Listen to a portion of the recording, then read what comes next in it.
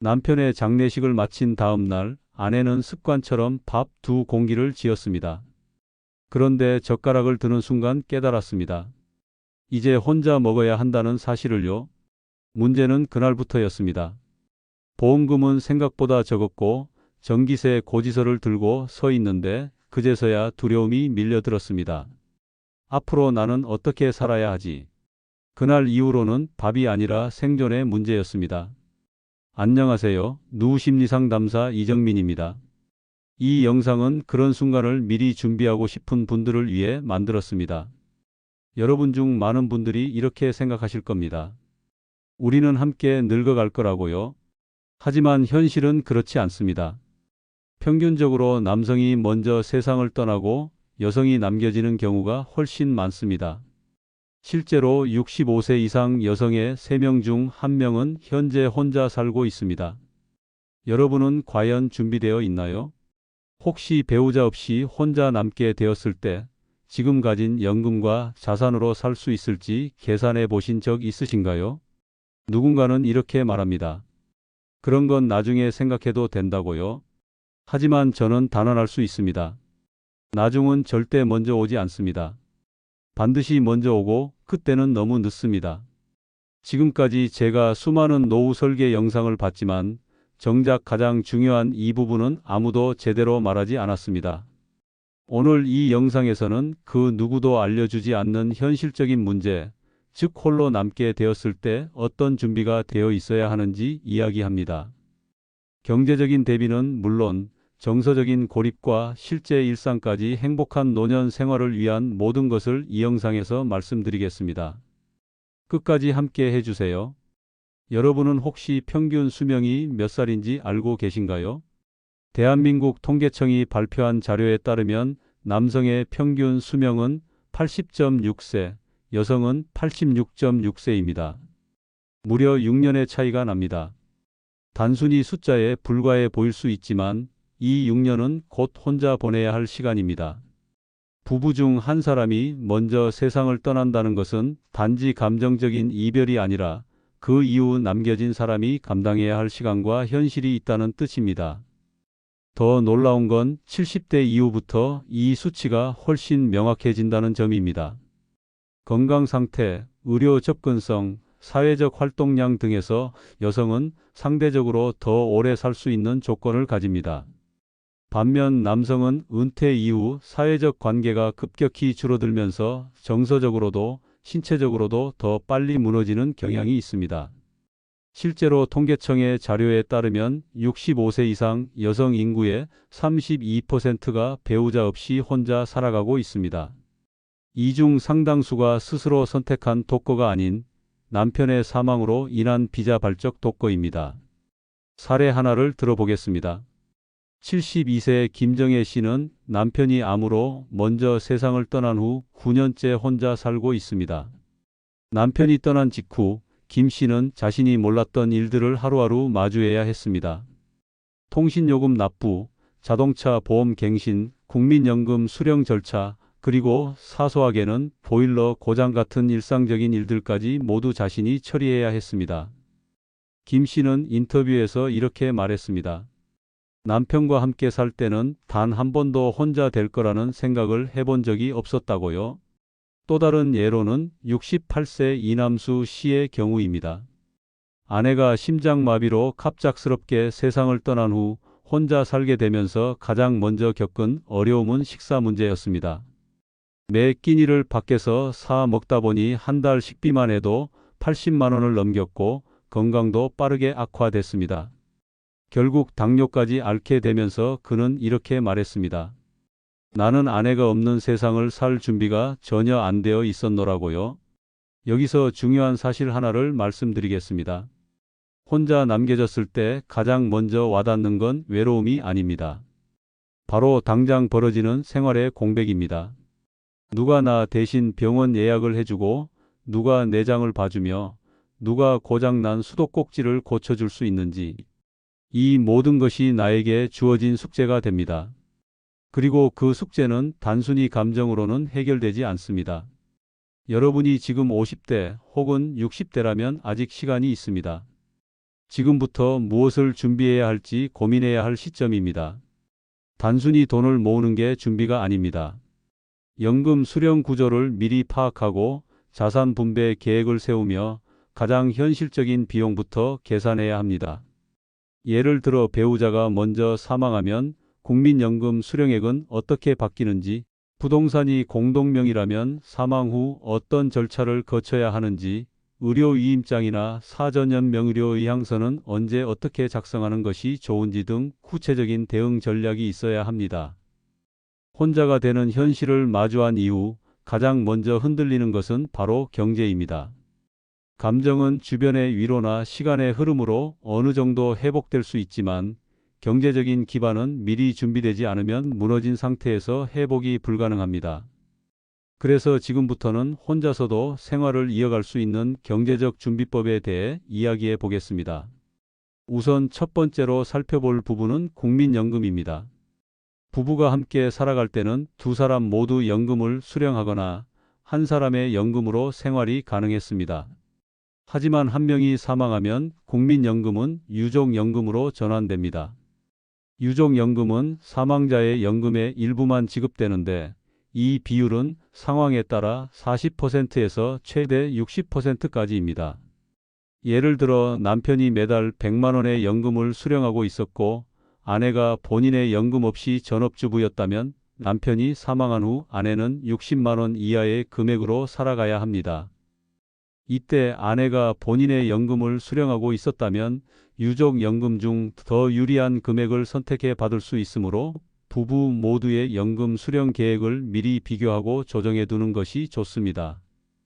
두 번째는 고정지출 항목 점검입니다. 배우자가 사망한 후에도 각종 보험료, 관리비, 통신요금, 차량 유지비 등은 자동 이체로 계속 빠져나갑니다. 이 중 일부는 사망 이후 더 이상 필요하지 않은 항목이지만 해지 절차를 거치지 않으면 계속해서 요금이 청구됩니다. 따라서 꼭 필요한 고정 지출과 정리할 수 있는 지출을 구분하고 불필요한 보험이나 사용하지 않는 요금제는 정리해 두는 것이 좋습니다. 특히 자동차 보험은 배우자 명의로 되어 있던 경우 사망 이후 보상 대상이 되지 않을 수 있으므로 사전에 명예 이전이나 해지를 준비해 두는 것이 필요합니다. 세 번째는 비상자금의 준비입니다. 단기적으로 현금 유동성이 가장 중요합니다. 장례비용, 병원비, 긴급생활자금 등으로 최소 1천만 원 정도는 별도의 통장에서 확보해 두는 것이 안전합니다. 특히 금융기관은 사망 소식이 접수되면 자동으로 계좌를 동결할 수 있기 때문에 공용 통장 하나만 사용하는 부분은 위험에 노출되어 있습니다. 개인명의 통장을 별도로 운영하면서 최소 3개월 이상 생계가 가능한 현금 흐름을 확보해 두는 것이 필요합니다. 네 번째는 부동산 자산 정리입니다. 소유하고 있는 집이 누구 명의인지, 공동 명의인지에 따라 사망 이후 상속 절차가 달라집니다.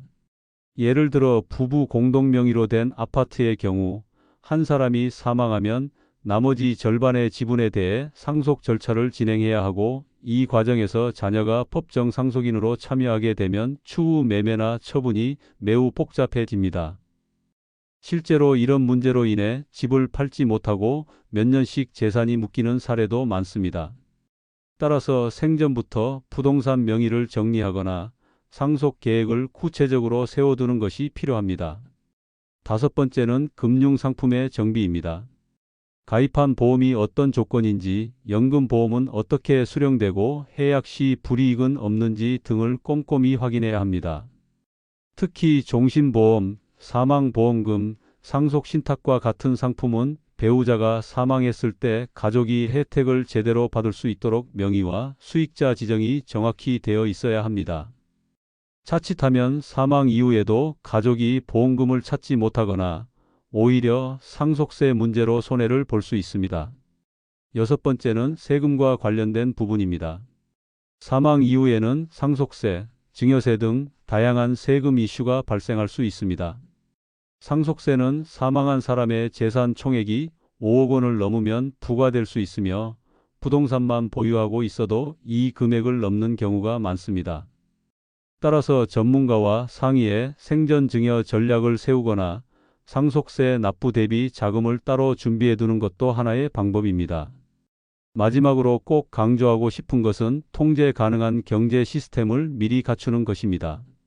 배우자가 갑자기 사망했을 때 남겨진 사람이 금융 정보를 하나도 모르면 큰 혼란이 발생합니다. 계좌 비밀번호, 자동이체 내역, 부채 상황, 보험 서류 등은 함께 정리하고 가족에게도 최소한의 정보를 공유해 두는 것이 좋습니다. 특히 장기적으로 치매나 인지기능 저하가 발생할 수 있기 때문에 신탁 상품이나 대리 수령 시스템을 이용하는 것도 방법입니다. 지금부터라도 여러분이 직접 관리하고 이해할 수 있는 범위 안에서 재정 구조를 단순화시키는 것이 중요합니다. 혼자가 되었을 때 가장 힘든 일은 돈이 없는 게 아니라 돈의 흐름을 모르는 것입니다. 경제적 기반이 어느 정도 갖춰졌다 하더라도 혼자 남겨진 삶에서 가장 깊고 오래 남는 문제는 정서적 고립과 일상생활의 붕괴입니다. 누구나 외로울 수는 있지만 홀로 남겨진 노년의 외로움은 단순한 감정이 아닌 생존의 문제로 이어집니다.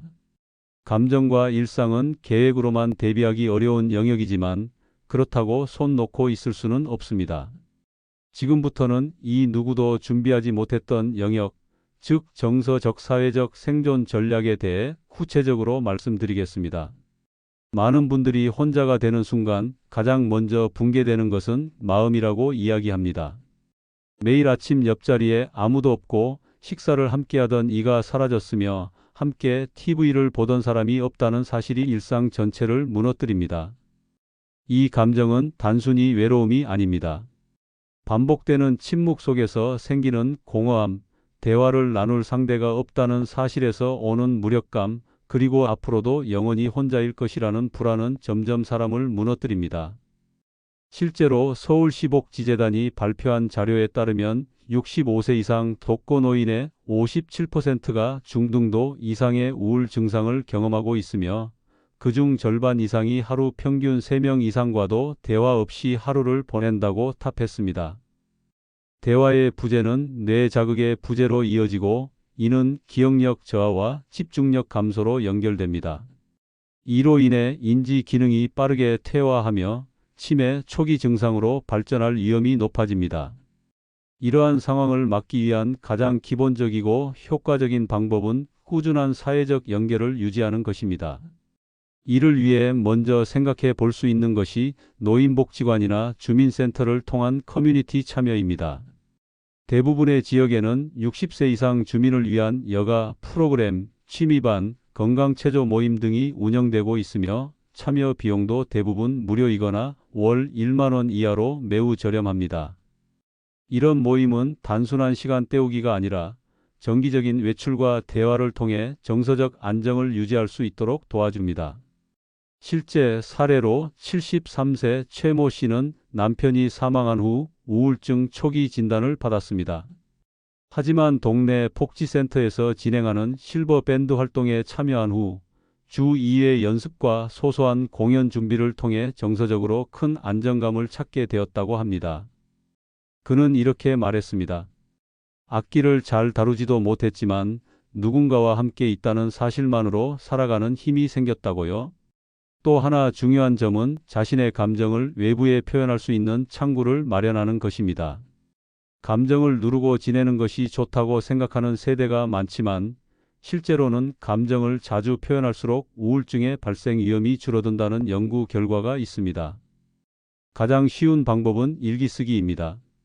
매일 자신이 느낀 감정을 짧게라도 기록하는 습관은 마음의 정리를 돕고 감정을 객관화해 정서적 균형을 유지하게 도와줍니다. 사회적 관계의 유지뿐만 아니라 일상생활을 스스로 관리할 수 있는 역량도 함께 준비해야 합니다. 대표적인 것이 디지털 기기 활용 능력입니다. 요즘은 병원 예약, 진료비 납부, 대중교통 시간표 확인까지 대부분이 스마트폰을 통해 이루어지고 있습니다. 하지만 디지털 문맹 상태에 머물러 있다면 갑작스러운 상황에서 누구에게도 도움을 요청할 수 없습니다. 그래서 지금부터라도 스마트폰 사용법, 특히 카카오톡, 영상통화, 위치 전송, 긴급전화 기능 등은 꼭 익혀두는 것이 필요합니다. 여기에 더해 최근에는 시니어를 위한 디지털 교육 프로그램도 많이 운영되고 있습니다. 시청이나 주민센터, 노인복지관에서는 디지털 배움터라는 이름으로 스마트폰 기본 교육을 무료로 제공합니다. 주 1회씩 4주만 투자해도 카카오톡 보내기, 사진 찍기, 영상 통화, 검색 활용 등 기본적인 기능은 충분히 익힐 수 있습니다. 이는 혼자 있는 상황에서의 두려움을 줄이는 데 매우 큰 도움이 됩니다. 정서적 안정을 위한 하나의 방법으로 반려식물이나 반려동물을 키우는 것도 좋은 방법입니다. 반려견이나 반려묘는 감정적 유대감을 형성해 외로움을 덜어주며 일정한 생활 리듬을 유지하게 도와줍니다. 물론 돌봄에 부담이 따를 수 있기 때문에 충분히 감당 가능한 수준에서 선택해야 하며, 최근에는 시니어 반려동물 봉사단체를 통해 돌봄이 어려운 경우 대리 산책 서비스도 제공받을 수 있습니다. 또한 최근에는 가족이나 자녀가 없는 독거노인을 위한 동반자 프로그램도 운영되고 있습니다. 서울시에서는 1인 가구를 위한 안부 확인 서비스, 전화 상담, 동행 지원 등을 제공하며, 민간에서는 지역 커뮤니티 기반으로 시니어 친구 매칭 프로그램을 운영하고 있기도 합니다. 이런 서비스는 신청만 하면 누구나 받을 수 있으며, 정기적인 전화와 방문을 통해 실질적인 외로움 해소에 도움을 주고 있습니다. 마지막으로 중요한 것은 내 인생에 대한 주도권을 포기하지 않는 자세입니다. 누군가가 사라졌다고 해서 내 삶이 멈춰서는 안 됩니다. 외로움은 당연하지만 그 외로움을 마주하면서도 삶의 균형을 유지할 수 있는 구조를 스스로 만들어야 합니다. 그 시작은 관계 맺기입니다. 감정은 혼자서는 다룰 수 없습니다. 대화가 있고 나눔이 있고 연결이 있어야 합니다. 이 연결을 스스로 끊어내지 않도록 작은 실천을 이어가는 것이 무엇보다 중요합니다. 지금까지 이야기한 내용은 결국 한 가지로 이어집니다. 혼자가 되는 삶은 어느 날 갑자기 시작되며 그 누구도 완벽히 준비되어 있지 않다는 사실입니다. 하지만 준비되지 않은 사람과 준비된 사람의 삶은 180도 다릅니다. 전자는 상황에 끌려가지만 후자는 자신의 삶을 선택합니다. 이 차이는 단순한 경제 수준이 아니라 삶에 대한 태도와 사전 준비에서 비롯됩니다. 여러분이 오늘 이 영상을 끝까지 보셨다면 이제 선택의 기로에 서 계신 겁니다. 외로움과 두려움을 애써 피하며 살 것인지 아니면 지금부터 하나씩 준비하며 나만의 삶을 지킬 것인지 말입니다. 중요한 것은 늦지 않았다는 점입니다. 지금이 가장 빠른 때이며 지금 하는 준비가 10년 뒤의 삶을 완전히 바꿔놓습니다.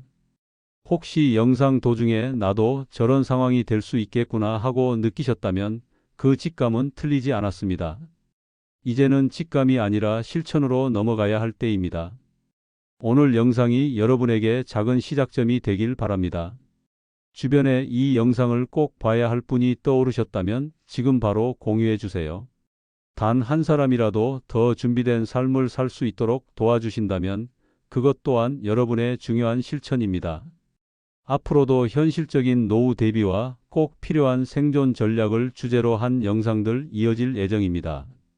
특히 다음 영상에서는 요양원 대신 월 22만 원으로 혼자 살아가는 현실적인 방법을 알려드릴 예정이니 구독과 좋아요 그리고 알림 설정까지 꼭 해두시면 알찬 노후 정보를 가장 빠르게 받아보실 수 있습니다.